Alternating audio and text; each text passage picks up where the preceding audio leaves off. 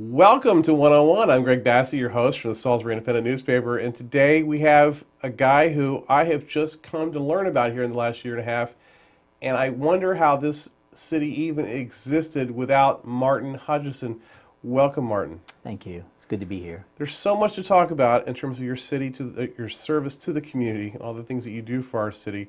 But you just won kind of a fun award. I want you to talk about this, the We Heart Salisbury Award. You won the Green Award. I did. For your work with the community garden. So let's talk about this. It was for our work with the community garden. Right. I've been leading the effort, but there's been a whole lot of people it wouldn't exist without. The city council, the churches, the church that I pastor, Community of Joy, the Corner Church Collective, Green SBY, Casey Martin, Doug Martin, Heather Martin, Priscilla Timpkin. They all are on the Green SBY group. Pinehurst Elementary School, the neighbors that live in the neighborhood where we planted the garden. It's just a joint effort. It's been a beautiful thing. Now, the first garden was across from St. Francis. It is. And it was a big success this year. It has been. It's been a lot of fun to see that grow. It's been a dream of mine to do a community garden, to engage the community and the church together, to do something to bless the community, and then to have it be such a success. I knew it would be big, but I didn't know it would be as big as it's gotten. Right. It's been fun. And one of the themes of this show and my whole life in this town is people will try things, and I go, that's not going to work. And I remember last year, it was about this time that you guys started going out and doing this and putting the boxes up, and I was like, that's not going to work. There's no way that's going to work. And by May and June, it was just so green and huge and people out there, and it was just, it took your breath away. It was amazing. It has been beautiful, and it's been amazing to see how it caught on. It caught on fast. It was kind of stealth. We worked on it for about a year behind the scenes to get city council on board because it is a city lot. Right. It was a vacant city lot. Which I had never known that. Filled with I dog remember the poop. house that had been there years ago because I went to St. Right. Francis, but I never knew that the city had possession of that, but yes. Yeah, and so we put the beds in and planted seeds and plants and involved the kids from the playground. That's one of the important pieces of this, Right. that it was next to a playground and we could involve the kids. And they came. We shoveled 4 dump truck loads of dirt into 16 beds, all by hand. And that was the piece that was genius. When we dumped the dirt, I had a friend who has a bobcat say, I'll come put that in a couple hours. I said, no way. I said, if you do that, there's no ownership from this community. We need to have sweat equity. And so we worked, and that brought the neighbors together, and neighbors met neighbors, and kids got engaged, and it just has taken off from there. It's been beautiful. So it really mattered that people went out there and did it by hand, that they actually had their hands on what was going on. It did. It did. That, I think, is a huge part of getting ownership of the neighborhood. Right. We were flying kind of under the radar until we put the boxes there one day, and then the dump truck came the next day, and the next day we were shoveling. Yeah. And I have neighbors that came by and said, we didn't know this was happening until it was happening. And then it's growing, and here it is. Yeah. So. Now, how many tomato plants and stuff did you have?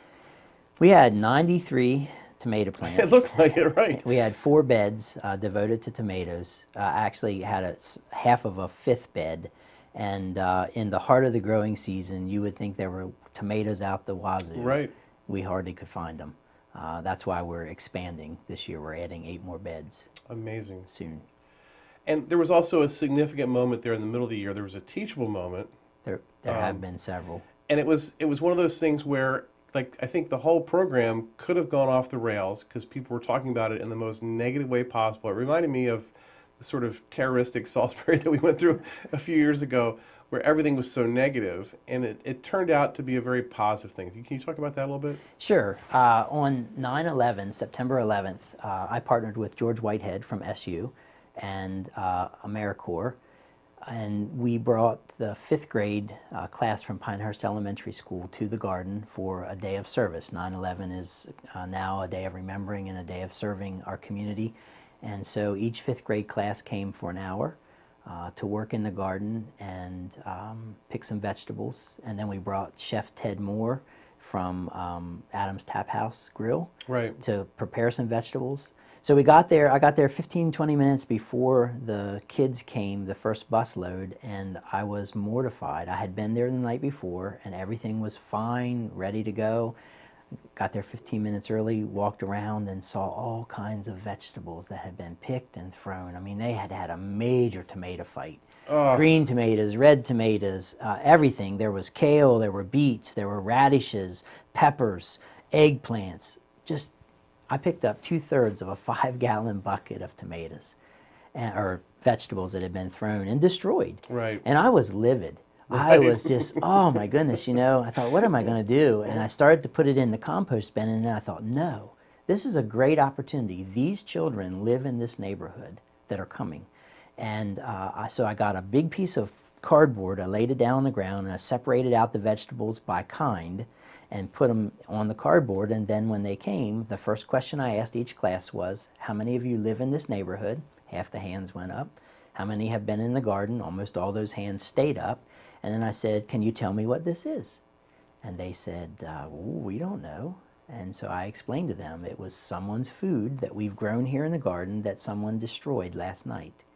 And I said, it's probably children here in the neighborhood. And the problem is that this is no longer edible. It's no longer good. So I have to dump it in the compost bin. And that was a story that the children continued to tell me, that they think it's sad that happened. Right. Didn't accuse anybody or anything like that. Right. And I think it was a turning point for us. I had one other occasion when I got there and there were kids with a giant shopping cart from the grocery store, Giant grocery store, that had been in the playground. I should have taken it back to Giant before I did. When I pulled on the playground, up along the playground and got out, the kids saw me coming. They ran it behind a picnic table and hid. And I knew something was up. So I walked straight over there and I looked in that cart, and that cart was filled with vegetables that they had thrown and destroyed and Right. picked, and many of them were picked too soon. And I said to them, go home and get your parents and bring them back. I want them right now. Well, they all went home and nobody came back. Right. So I went in the garden and I worked for a while, and I kept looking up periodically, and I saw the kids coming down along the fence. And as soon as they saw me, they'd go running back to their houses. And I thought, okay, so these tomatoes were about 6 feet tall, so I hid on the other side of those where I could see them. And they didn't see me, and they weren't smart enough to see whether my truck was there.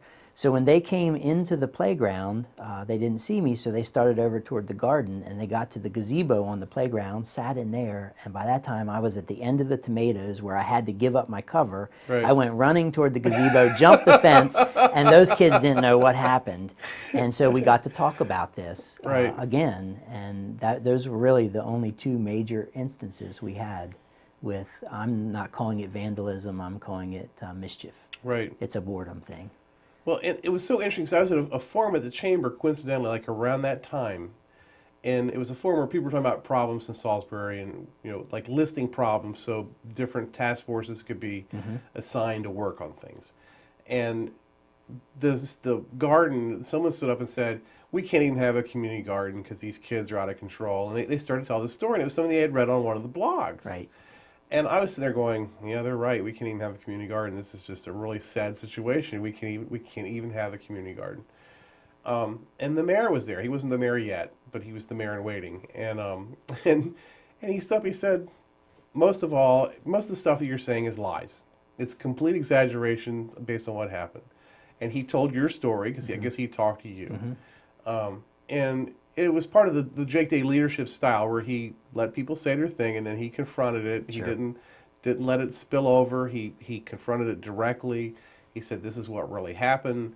Yes, we can have a community garden in Salisbury. If we can't have a community garden, we can't do anything in Salisbury." Sure. And it's just like all of a sudden the whole definition of the city for that 5 minutes there at the Chamber of Commerce was a community garden on Camden Avenue. You know?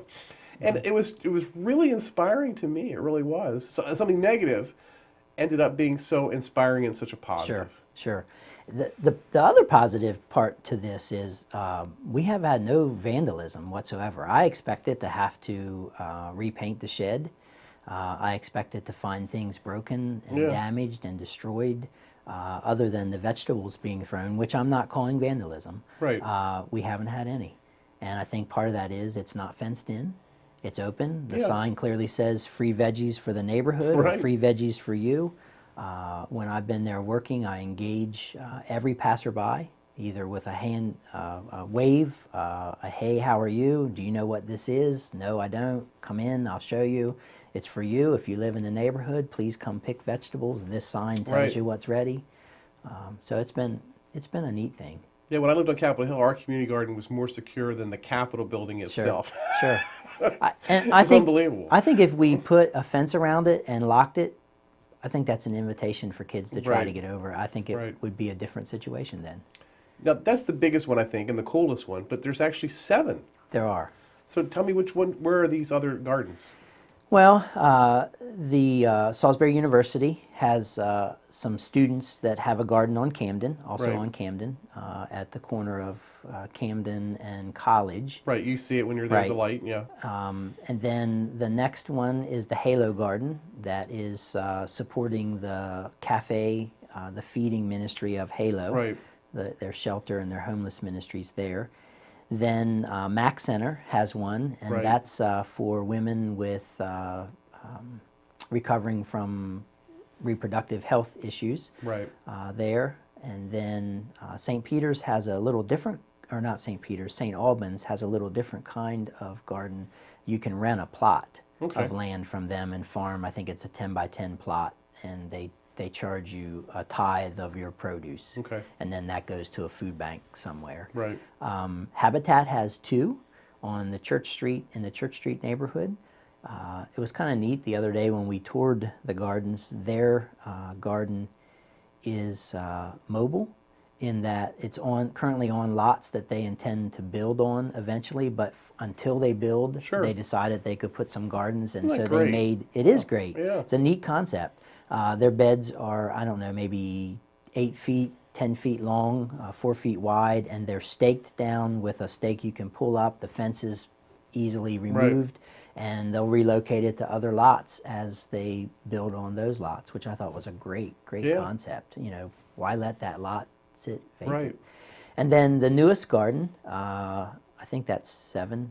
The newest garden is going to be the Boundless Garden. They're by the Chipman By building. the Chipman building, Right. inside the fence of the Boundless Playground. That also was a vacant city lot Right. that St. Francis is leasing, and we're working with a collection of other churches with St. Francis, Trinity United Methodist, Bethesda United Methodist, and Wycomico Presbyterian, Right. to kind of anchor that location, and it will be happening in a couple months.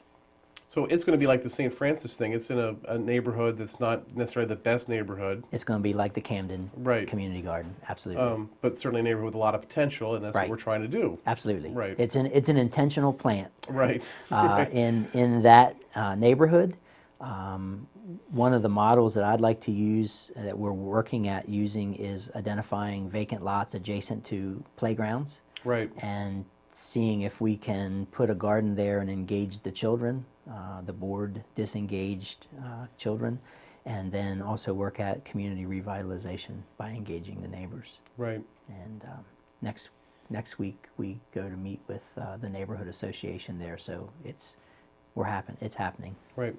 And I saw in my favorite newspaper, the Salisbury Independent, Mm-hmm. a story that the gardens were recognized by some national group on a Friday recently, and you had pictures taken at each of the gardens. That's correct. Yeah. We went around with city officials to recognize each of the gardens. It was a national effort to look at vacant lots that had been reclaimed. Right. And we decided it would be a great way to highlight the community garden effort in Salisbury. Right. And I noticed the garden in the photo, the garden in Halo looks like it's producing food right now. It had some food in. I can't remember what they had. It looked like some herbs or something. But cold weather crops. yeah. No, actually, that was the Mac Center. Was it the Mac? Yes. It was very green. I was like, wow, look at that. That was the Mac Center. Okay. They use row covers there. Okay. And that protects the produce from the cold. The real cold snap got that, and it was just on the downward side. We can't use row covers in our gardens because the kids would take them off and they'd be all over the neighborhood. Right. Halo is working at a cold frame type row cover where they built a slanted box that fits on it and has clear, it's like a vinyl or something, like it's not glass, but it's clear, that they can grow vegetables inside, and they can open it to let the heat in or out depending on how cold it is. You obviously enjoy gardening. I do. Now, my time on the farm, we talk about growing up on farms. Right. I spent so much time in the garden that I never want to be in a garden ever again for the rest of my life. What do I need to do to get back in a garden? Come join me. Just come some night when we're down there working. Usually I last just year. remember, like, if I have to eat one more tomato or one more zucchini, I'm going to just. Oh, eating it and working on it is when you grow it, then you want to eat it. Right. We've seen that with the children. They grew carrots and they eat carrots. They grow kale, they eat kale. Yeah. It's been a phenomenon. The carrot deal. I was surprised when we were shoveling dirt. I asked the children that were helping us, "What do you want? What do you want?" "Oh, carrots, carrots." Yeah. "What do you mean kids want carrots? No way." And sure enough, they were the most popular vegetable. There's nothing like pulling a carrot up and eating it with the dirt on it. I mean, it's just well, the we best. washed them off, but no, just barely. With the dirt, you've got to have the dirt on it. Yeah, no, not the sandy, gritty. Yeah, I love that. Yeah. Yeah. But carrots are hard to grow. They grew well in this they? soil. This soil was beautiful soil. Yeah. It was 60% compost, or 60% topsoil, and 40% composted uneaten food from SU. Wow. Yep. That's... So it started at SU, went to Frankfort, Delaware, and then came back to Camden Avenue. All right. So what can people do if they want to start a garden, or if they want to help you with the gardens that you have? How can people help? The Camden Garden website is www.growcamden.com. From there, you can link to Facebook. My contact information's there. They can reach me that way. Boundless is working on a website. It'll be growboundless.com, and we'll be glad to pass their information on to Green SBY if they're interested in more general gardening in the city. And how soon will you be in Boundless, starting on that? I'm not going to be in it at all because I have my hands full at Camden. But Nicole Long is the founder of that, and she's getting it geared up. I think she's on board for the second weekend in April. Right. I think that's when she's planning to build that. That last frost is around April 10th, 12th. Or so. Yeah. We can put some things in before that, some of the colder end. That's kind of a neat story in and of itself. Long about last summer, I was sitting in my office, and I got this phone call, and it was Nicole. I didn't know her. She called and said, "I'm the youth pastor at St. Francis. I see you got this beautiful garden that's popped up right outside our back lot. Can we help you?" I said, "No." We got 4 churches involved in this already. The Corner Church Collective is already 4 churches, and we don't. You're a big enough church. You can you can do your own. Your church is so big, you can have your own farm. I said, you can do your own. And I didn't tell her then, but I thought, and then I later told her. I said, and you guys looked at this lot for all these years. It was vacant. And you didn't do anything with it.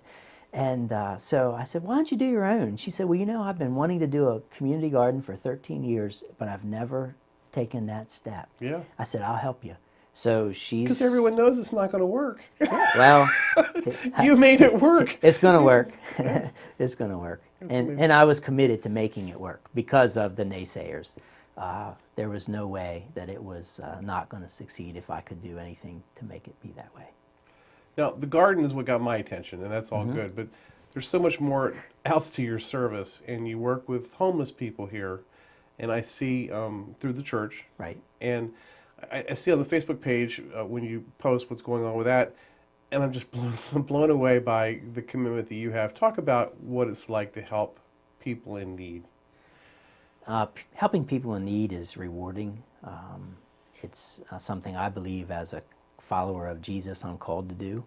And so you're right, our church, along with the other 3 churches in the Corner Church Collective, for the last 8 years have been hosting 2 weeks in February of the Community Emergency Shelter Project, which is an effort of about 13 churches right now that open their facilities on the cold months of the winter to house homeless men.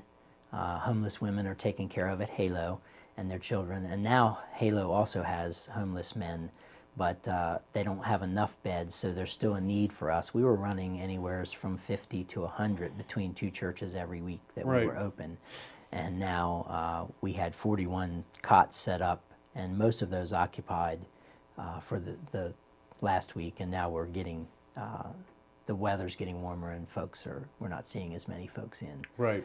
But it's a rewarding effort. So it's kind of a revolving system of taking care of homeless people during the cold snaps. It is. Yeah. It is. And it's really just intended to keep people from dying because of cold on the street. And it looked like your setup was very hospitable and very friendly and we try to inviting. be. We're fortunate. When Community of Joy bought its building on South Boulevard, we had pews, and we removed those and put chairs in because we knew we wanted to host a shelter. But our building's small, and we could only host 20 or 22. 22 made it really tight. 20 made it better. You're there on South Boulevard, right where Waverly is, near that intersection. Yep. The church, the not corner the one of on the Smith corner, and but South. the next one Yep. up. Right. Yep. Right. And then we. That's how Bethany Lutheran. That's how the Corner Church Collective got started. We don't have a kitchen at our facility, Right. and so we asked our neighbors, Bethany Lutheran Church, could we use their kitchen and fellowship hall, and they said yes. And then they started cooking breakfasts and bringing them over. And then when Beacon of Light started meeting there, then they came, and Restoration Project started meeting there, and they came, and we formed this collective, and started doing the shelter. And so we, when Halo opened up and said they were going to host 50 guys, we said that won't be enough. That there'll still be guys to host. So we went from 2 sites a week to 1, and that meant that we were running more people than we could host in our facility. So we were blessed to be able to rent the Langler Memorial Building from Wycomico Presbyterian Church. Beautiful building it's over there on beautiful Division Street, building, and I hope they never stop letting us use that facility because it's centrally located. It's easy for the guys to get to and go. It just works nicely. They come in at 5. We give them supper at 6. They sleep all night, as much of the night as they can. A lot of them are up and down throughout the night. And at 7 in the morning, they're out the door. Bethany Lutheran brings a hot breakfast every morning during our 2 weeks. At 6, and then at 7, when they go out the door, we give them bag lunch so that they can have something to eat during the day. How big a problem is it in the community? It's big. It's really big. Is it unique here? I don't think so. It's some folks say there's 450 people that are homeless, identified as homeless. I think between Halo, we're running up to 100 men between the 2 facilities. Right. And I don't know what Christian Shelter has. They have a little different setup, but they also house people. And your intent isn't necessarily to rehabilitate anyone, or you're just doing Christian need help. We're just to provide them a warm place and a meal so that they don't freeze to death on the street at night. Do you think our public officials are as aware of it as they need to be? Yes, they are. They're beginning to have conversations. We're talking about a housing first model, which says if you provide a house, a place for a person to live, a steady place, then you can bring resources in and start to work at rehabilitation. Right. So yes, I think they're aware of it, and they're beginning to take steps to work to address it. And you've obviously gotten to know some of these guys. What are there any commonalities? Everyone has their own story, Right. and they're all different. Every story is a story. Some of it's true, and some of it isn't, Right. and some of it's only true in their minds. Right. I've got a story. Yeah, we've seen we've seen some people from day one, 13 years ago, when CESP got its beginning. When churches in this community work with SU to identify a model to address the issue. Got the model from Richmond, Virginia. Some of those people are perpetual homeless. There are addiction issues, there's mental health issues. It used to be the addiction issues were largely alcohol. Now we're seeing a huge influx of heroin addiction issues. And, that's being played in the press a lot, the Right. problem of heroin in our society. And I would agree it's a problem. We're seeing that regularly. It's a... So you got those, you got addiction, you got mental health, you got choice. A couple of people just choose Right. that kind of lifestyle. Right. And believe it or not, we have guys in this community who are homeless who will not come into a shelter. Right. Just last week there was one that in the wind was sleeping in a tent in a camp in the woods somewhere, and a tree limb hit the tent and knocked over his propane heater and burned his feet. And that happened last year to him also. Wow. So 2 years in a row, a similar scenario where I'm not sure whether he's going to keep his feet Right. this time. I can see where you want to keep your independence, but Sure. at what cost? Well, some of these guys are veterans from Vietnam, Yeah. and they get real whacked out coming into the confines of a facility, and you think, we had 41 cots set up, and you only have your cot, and we have a folding chair next to it, and then another cot, and you don't have much personal space. And some people can't handle that. Right. It's tough. Wow. Did you give them a little dose of religion while they're there? Does that help? No. You don't do No, that? we don't. We don't proselytize at all. Well, I have prayed with people if they ask for it. We do pray for every meal, and we're always open to talking to them. We invite them to church, but it's not a push. We're really there to serve their needs. I would almost want that comfort along with the food somehow. Some people reach out for it, Yeah. and others want nothing up for it. Interesting. So, All right, what can people do to help you with that part of it? Really, it's an effort that the churches are. Actually, here's what they can do. Other churches Right. can open their facilities, because we only go from January through the end of March. Sadly, there's cold months in November and December, and we don't have churches that would start that. Right. Would do that largely, if I'm honest, because of Christmas. Yeah.